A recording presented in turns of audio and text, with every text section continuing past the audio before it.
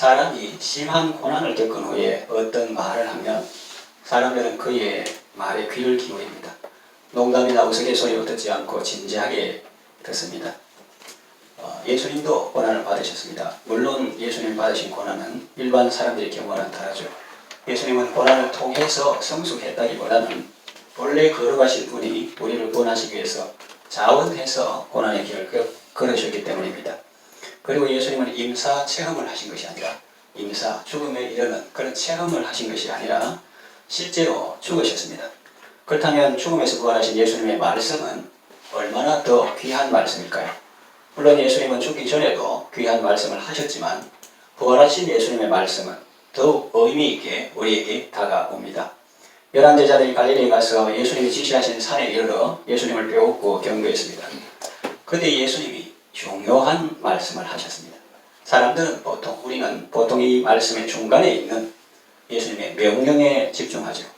그런데 자세히 보면 예수님은 단순히 그 명령만 내린 것이 아니고 그 명령의 앞에도 귀한 말씀을 하시고 그 명령 뒤에도 보배로운 말씀을 주셨습니다. 그래서 이제 순차적으로 살펴보면서 함께 은혜받고자 합니다. 부활하신 예수님이 제자들에게 하신 말씀은 무엇입니까? 다시 말하면 부활하신 예수님이 오늘 우리에게 들려주시는 말씀은 무엇입니까? 첫째로 그리스도의 절대 주권입니다. 18절에 보면 예수께서 나와 말씀하여 이르시되 하늘과 땅의 모든 권세를 내게 주셨으니 그랬습니다. 하늘의 모든 권세는 다 예수님께 속했습니다. 한 권세도 예수님을 비껴갈 수 없습니다. 하늘의 권세뿐만 아니라 땅의 모든 권세도 다 예수님께 속했습니다. 하늘과 땅과 바다에 그리스도의 주권이 미치지 않는 곳은 한 곳도 없습니다. 그리스도는 만유의 주제이십니다. 예수님은 일찍이 이렇게 말씀하셨습니다.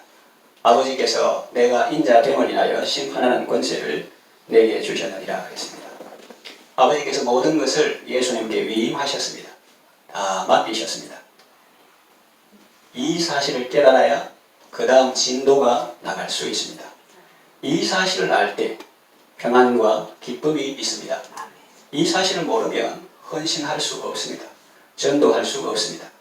한다고 해도 기쁨이 아니라 고역이 될 수 있습니다. 땅과 거기에 충만한 것과 세계와 그 가운데에 거하는 자들이 다 주의 것입니다. 주님은 나를 다스리십니다. 그리고 교회를 다스리십니다. 나아가 세상을 다스리십니다.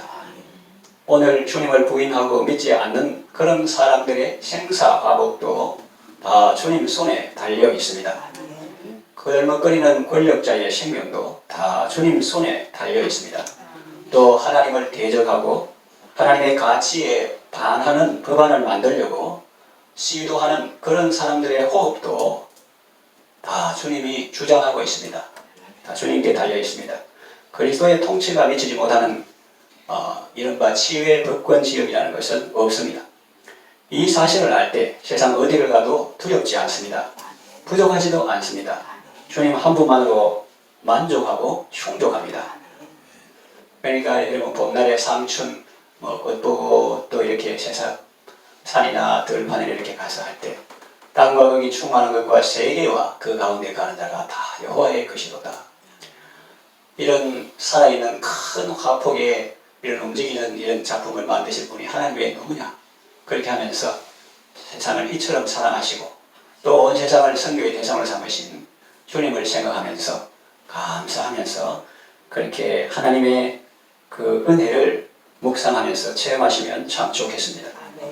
주님의 영광과 위엄을 보여주세요. 그래서 저도 담대히 나가 기쁨으로 전하게 하소서. 그렇게 기도하시고 그 은혜를 맛보며 살아가시길 바랍니다. 둘째로 대명령입니다. 19절에 그러므로 너희는 가서 모든 민족으로 제자를 삼아 아버지와 아들과 성령의 이름으로 세례를 베풀고 내가 너희에게 분부한 모든 것을 가르쳐 지키게 하라 이렇게 하셨죠. 그래서 보혜와 같은 명령인데 대사명이라고도 합니다. 혹은 대위엄이라고도 하고요. 이것이 우리의 삶을 아름답게 하고 가치 있게 하고 보람되게 만듭니다. 한국에 온 선교사님들 많습니다. 서울 합정동 양화진 묘소에 가면 천주교 묘역도 있고 우리 기독교 묘역도 있는데 그 중에 제임스 노벌 맥켄지라는 분이 있는데 우리 한국 이름은 맥연시 목사님인데요. 한국 오기 전에 비누아토라는 곳에서 선교했습니다. 원주민 그 식인하는 사람인데 그 전에 선교사님이 식인종한테 죽은 그런 곳인데 그곳에 가서 열심히 선교하다가 풍토병 걸려가지고 절수했는데 근데 그 원주민들이 화살촉 뭐 이런 걸 팔아가지고 큰 기금을 마련해서 그분이 한국에 와서 이렇게 사회가는데 큰 도움을 주었습니다. 우리도 알지 못하는 사이에 우리 한국 사람은 그 비누아토 그 원주민들의 도움을 받았다는 걸 알 수 있습니다. 그래서 호주에 와서 이렇게 또 백호주의 거기에 대해서 반대하고 어떻게 백인들만 이민 온 게 아니라 다른 사람들도 올 수 있도록 그런 의견을 제시하기도 하고 섬기다가 주여 한 번 더 나를 고난과 파멸의 길로 인도하소서 해서 조선이라고 불리는 우리 한국에 왔습니다. 나반자들의 친구가 되고 상해원을 통해서 사람들을 많이 섬겼습니다.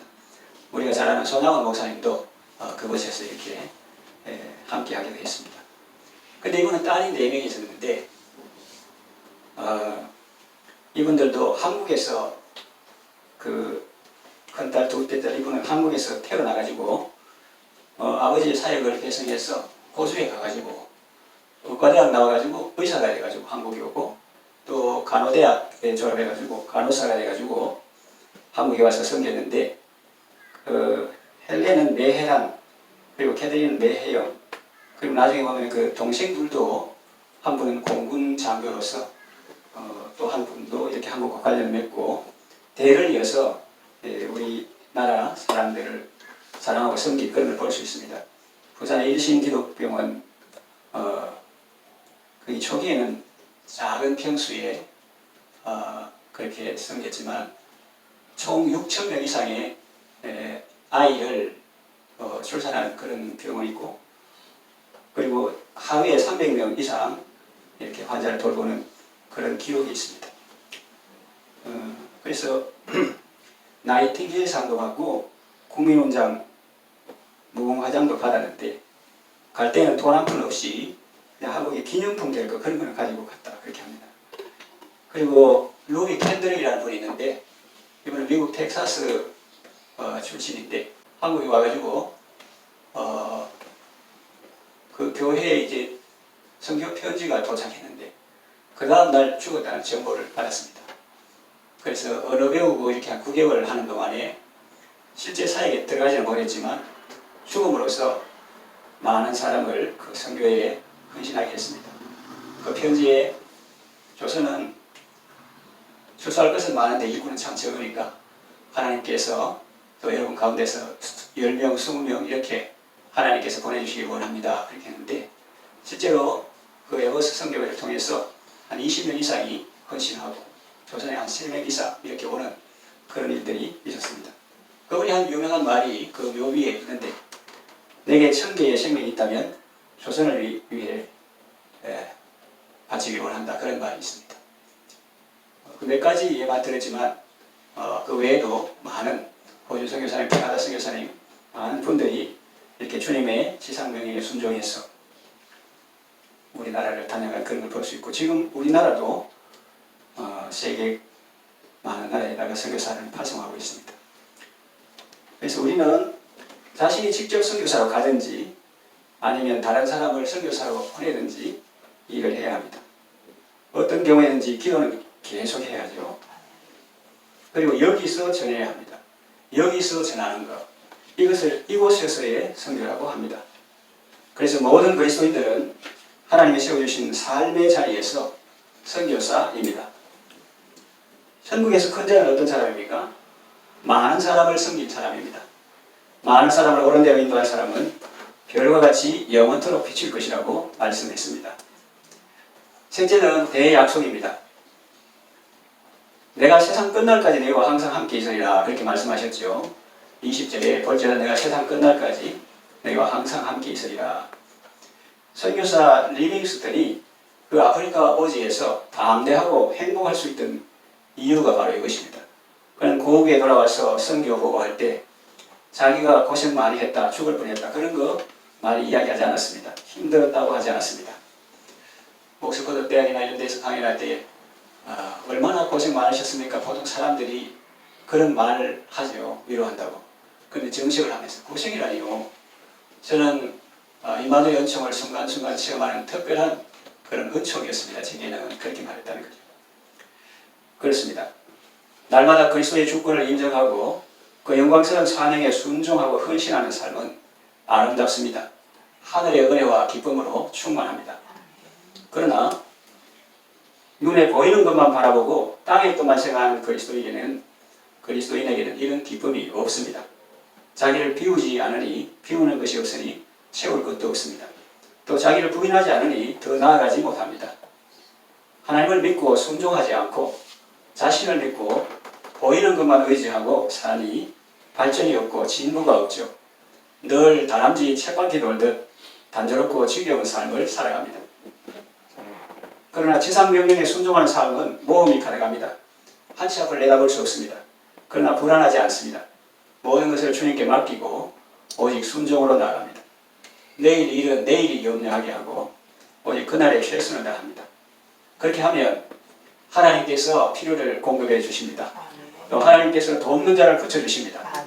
또 하나님께서 환경을 변화시켜 주십니다. 그래서 마음의 평강과 담대함으로 충만하게 하십니다.